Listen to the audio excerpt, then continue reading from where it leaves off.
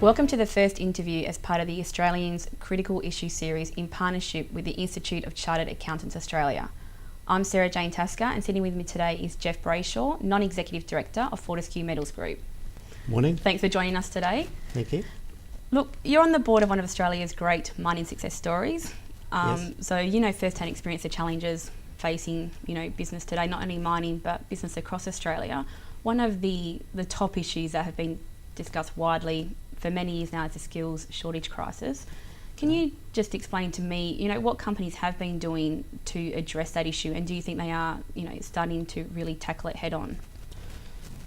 It is a major issue, and obviously I guess the way you tackle it is you want to be an employer of first choice, and I think, to be perfectly honest, FMG have been somewhat lucky in that regard. It has built an enormous reputation for achievement, and hence we've possibly had some advantage over some of the more established organisations because we're new, we're fresh, we're trying to achieve a major project. And not that means that we've solved the problem of shortages, but I think it's made it a little bit easier for us sometimes when others have struggled. Yeah. Do you think it's more company focused, or do you think there needs to be more government support, or is it the education system, or is it a collaborative approach? Well, it's always collaborative. I don't look at government to solve everything, and you can't look at companies to be able to do everything.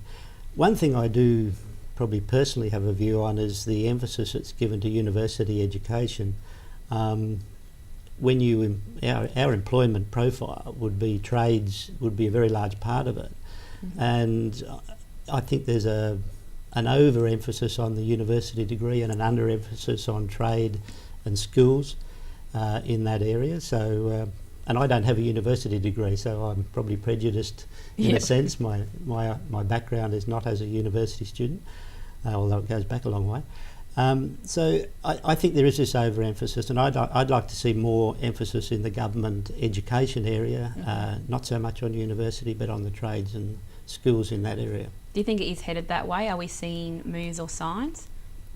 I've seen some of the publicity that seems to point the other direction, but I'm probably not an expert on what's going on, but I've heard of there being less money put into some of the technical colleges and that, but there's plenty of money put into universities, so I'm not sure it is got the right balance. What about some of the initiatives? I mean, Fortescue itself is really well known for its Indigenous employment program, and that does also help address some of those issues. Do you want to just explain to us that program and how that has worked? It's centred through what's called VTech, which is the Vocational Training and Employment, and we're training the Indigenous groups, particularly out of Port Hedland. I think Roebourne now we've got a centre, and I think there's others, if not already, in the pipeline.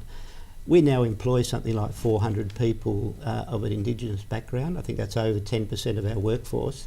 Our direct workforce, and of course there's a lot of contractors who also have the same emphasis. So I think that's one source of employment that is understated.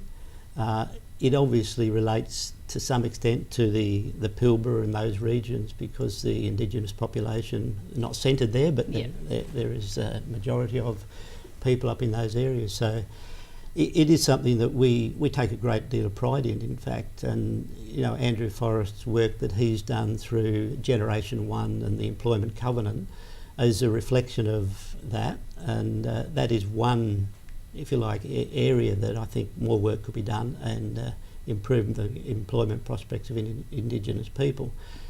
The other areas that have been waved around, like the 457 visas and others, they're all there. But I agree with the concept that you employ Australians first. Yep. So what do you think about the enterprise migration agreements and the overseas visas? Look, there's a place for them. When you have a skills shortage, temporary as it might be a construction project, it may be long term, but we've gone through this before with butchers and bakers and candlestick makers as well. It just happens to be construction and mining and other areas, and the skills that are involved in those areas at the moment, but it goes from one profession to another, and the accounting profession, the legal profession, exploration geologists. How many South Africans and Kiwis have we got? And they came in, through migration programs for skills shortage. Yep. with the Indigenous Employment Program, that also touches on a company's social licence to operate, and we're seeing that increasingly become more vocal with communities when companies start up in their area. Do you think that is something that companies have to address from the outset now, that social licence to operate, and bring in the community with them? Oh, it's an essential aspect of it.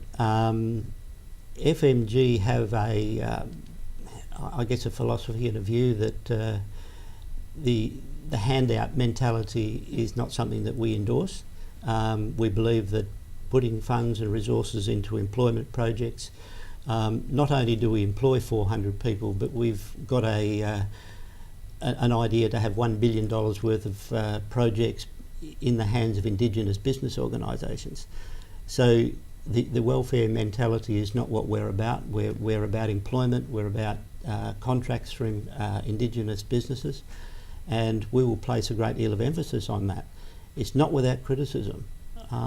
We understand that we're breaking a whole lot of taboos, and some of the established people who work with that, what I would call the handout mentality, they like to control the funds into those Aboriginal organisations.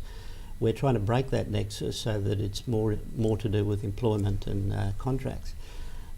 We're not over popular for that in all places, but I'm very proud of what we are doing in that area. Yep, and totally support the company in its endeavours. Yeah, and that looks, when we're looking at, Australian companies and what they can do here, but a lot of our companies today as well are global, and they're moving offshore, and they're moving into developing nations, and that brings up the issue of financial integrity and, maintaining the standards and ethics that we hold high here into these developing nations.